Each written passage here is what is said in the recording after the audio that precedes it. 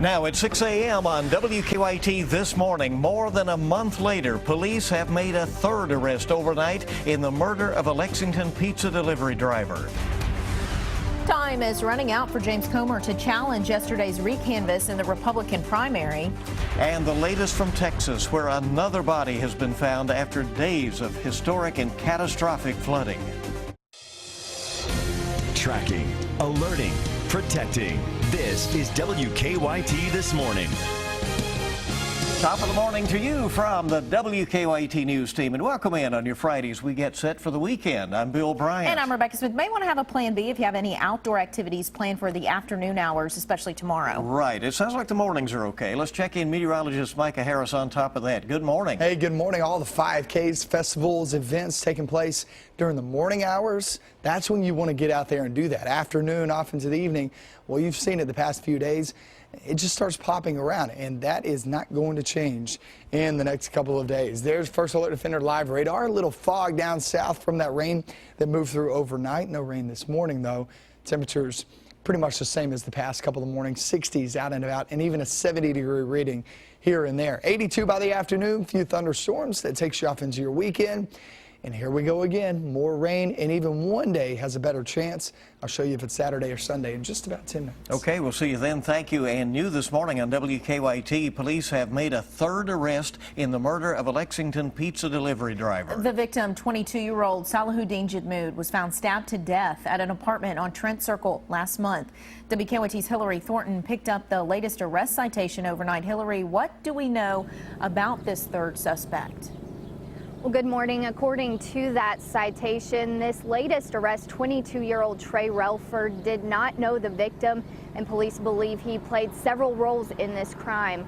Relford joins Cameron McClellan and Antonio Lewis as suspects in the case.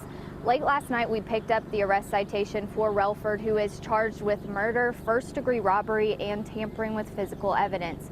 Investigators believe Relford was involved in the intentional death of Jidmood by means of a sharp object. Investigators also say that during the murder, property was stolen from the pizza delivery driver and that Relford helped dispose of evidence from the murder. Back in April, police say Jidmood was delivering pizza to an apartment complex on Trent Circle when he was robbed and stabbed to death. Police found the 22-year-old lying in the breezeway of the apartment.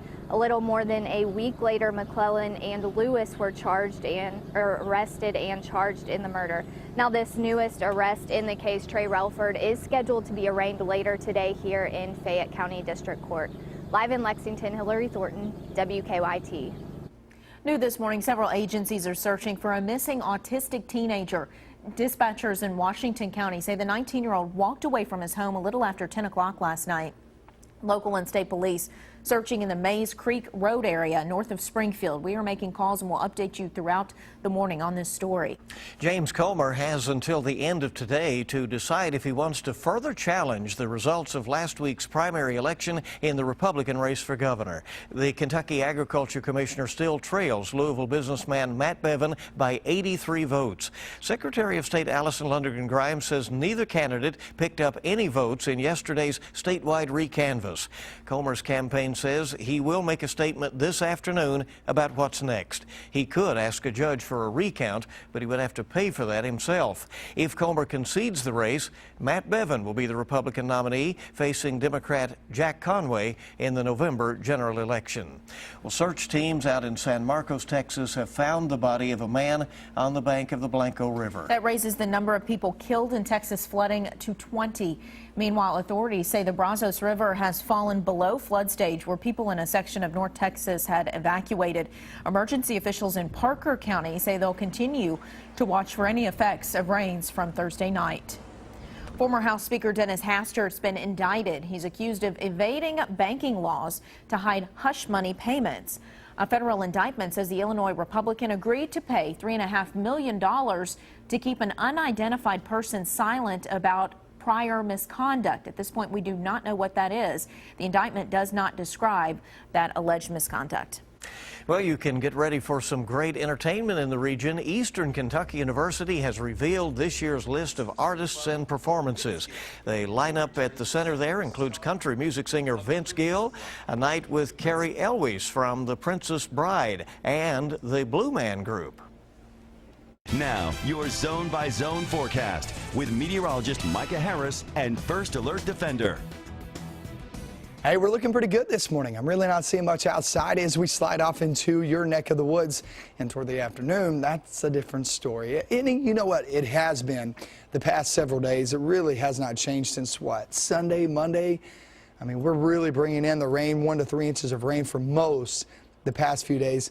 And we're going to be dealing with that at least through next week. Here's current visibility, and that doesn't look that good either. Down toward the southern zones, that's where we are holding on to at least that chance of rain, or that chance of fog, rather. And it's very patchy, so watch out for that. Very dense fog I'm seeing on some of these sky cams down south. Current temperatures holding on to the 60s. Same feel as the past few days. 24-hour planner takes you in towards your afternoon at 82 degrees. Afternoon off into your evening. You got regional baseball tournaments going on, or championships. We're really at that level now, heading off into the state tournament next week. But it looks like it's going to be very spotty, exactly what you have seen the past couple of days, where some see rain, some do not. That's going to be exactly what we're going to be seeing today. 2 to 5 p.m. things pop up, and then it kind of fades during the evening hours. So if you have a later ball game during the evening, more than likely your better opportunity to stay dry. Rain is on the increase, though, and then we hit the weekend.